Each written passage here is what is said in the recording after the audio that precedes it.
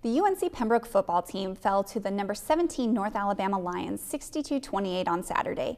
Rontonio Stanley led the Braves offense with 13 carries for a career-high 148 yards and 2 touchdowns. However, it was not enough to deliver the black and gold a victory. The 4-2 Braves will match up on the road again this weekend against Catawba. On the pitch, women's soccer suffered their third straight loss, this time at the hands of number 3 North Georgia. On the men's side, a 3-match losing streak was snapped with a 2-2 draw against the Nighthawks. Another 3-match losing streak came to an end on the volleyball court as the Braves emphatically defeated Columbus State in straight sets. UNCP racked up 13 service aces, hitting double digits in that category for the third time this season. The cross-country teams head to the Peach Belt Conference Championships this weekend. The men's team is currently ranked 3rd in the region and was picked to win the conference championships in the preseason PBC coaches poll. The women's golf team wrapped up its fall slate at the SAC preview, led by sophomore Savannah Thompson, who finished 2nd overall. The Braves finished 2nd out of 8 teams at the tournament. The Black and Gold Report starts now.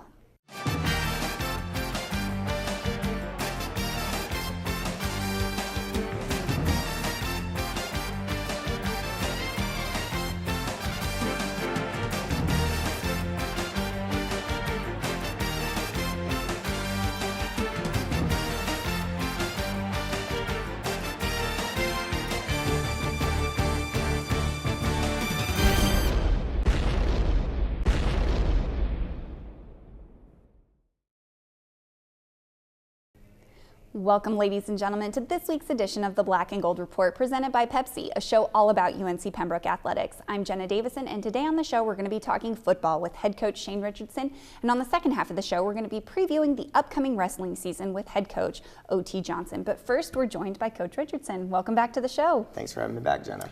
Well, UNCP made the long trip to Florence, Alabama on Saturday and came away with its 2nd loss of the season, this time a 62-28 setback to number 17 ranked North Alabama at historic Brawley Stadium, which is home to several Division II national championship games.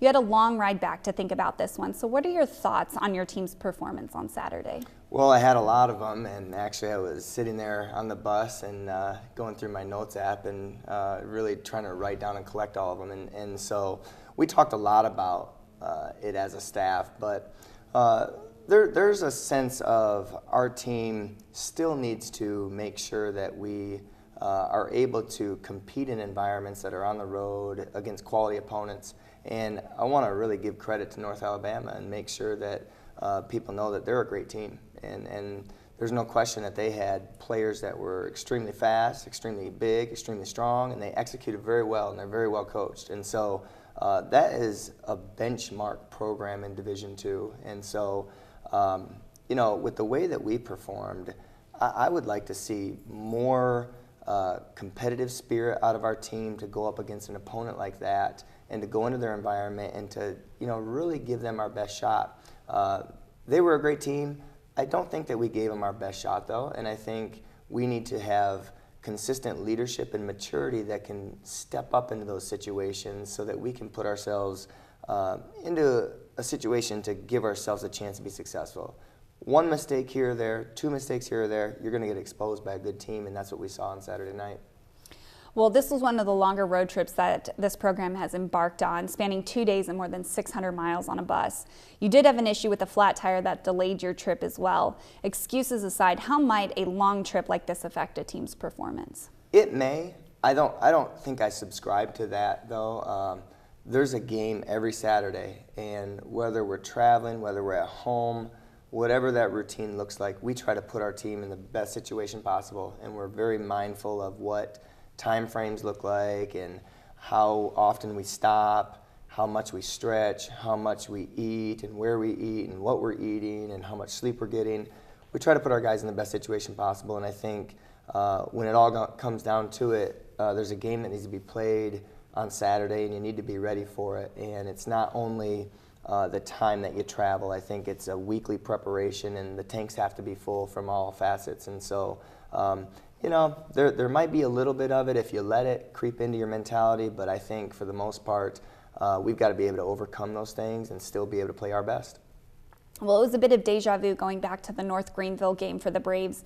North Alabama scored touchdowns in each of its first 6 possessions and racked up 330 yards of offense in the first half. We ask you this every week, but did the Lions throw anything at you that caught you a little off guard defensively? I think what they did was they did a great job of attacking our perimeter. And our perimeter defense was not as good as what it has been or could have been. And after going back and looking at the film, they had a great game plan to attack maybe some youth and some weaknesses on our defense, and they did a fantastic job of it. And we couldn't answer it in the way that we needed to in the moment. And I think that they did a really good job of being consistent, and they built momentum, and they were able to sustain their momentum, and we obviously just couldn't get it back in our favor. Well, after a bit of a slow start, your offense did manage to collect 336 yards of offense and tacked up 28 or more points for the second straight game.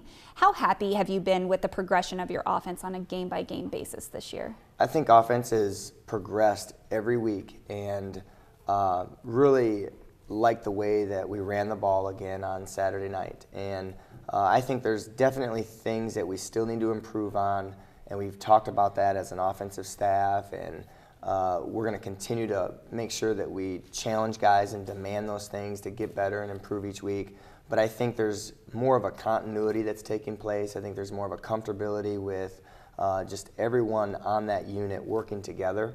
And I think the coaching staff is really coming together to be able to put their finger on some of those elements that the offense needs to do. And so I think week by week, day by day, it's getting better and it's improving, and that's great to see us be able to score points and put up yards against a very, very good defense like we saw on Saturday night. All right, well, we're going to take our first commercial break, and when we come back, we're going to continue talking football with head coach Shane Richardson, so stay tuned.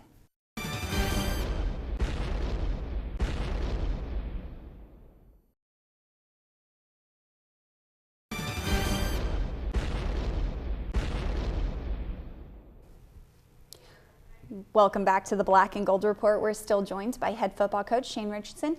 Coach, we have a few clips from the game. Do you mind walking us through them? Sure will.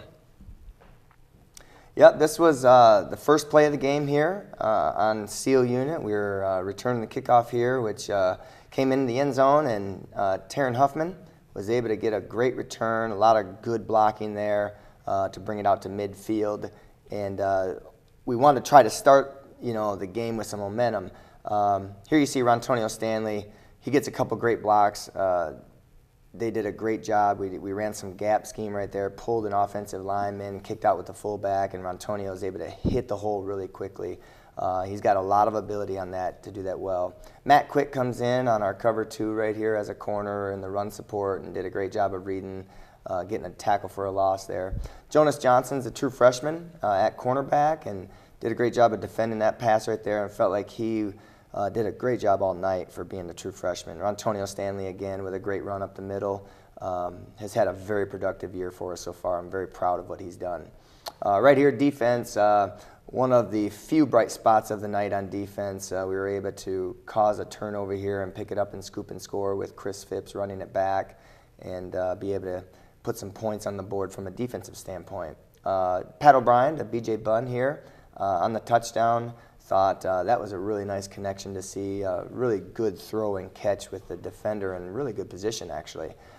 So there, I told the guys afterwards, and you can see it on the film there, there were some good performances, there were some good plays, but we've got to make sure that everybody, every play, every game. And so that was something that kind of came out of that game as well, is we've got to make sure that everybody's dialed in and make sure that everybody's executing at their highest level, and it's got to be all of us, every game, one game at a time. And that was the biggest game of the night, and that's the only one that we played this weekend, and so we needed to do that for 4 quarters, and we just didn't quite dial that in over the scope of the whole team. Well, let's get started in breaking this game down. North Alabama needed 2 minutes or less of possession time to score its first 3 touchdowns and led 28-7 by the end of the first quarter. What were some of the breakdowns that you were seeing from your defensive unit, especially on those first 3 drives by the Lions?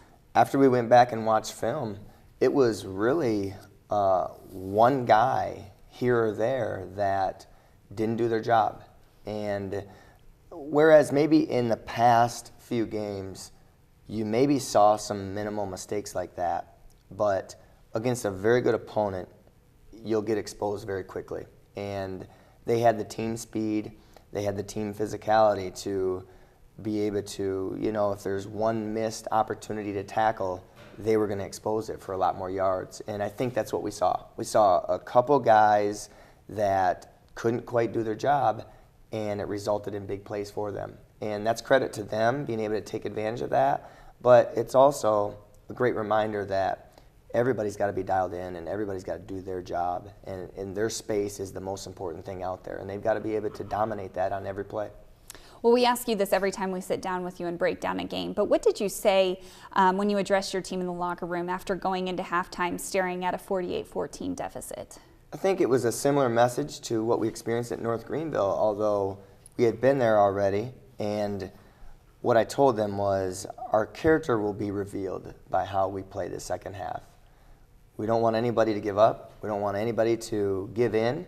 And we need to stick to the process. And we talked about how no one should abandon what we stand for, how we do things, and start to do their own thing. And that was really kind of the emphasis of what I wanted to make sure came across.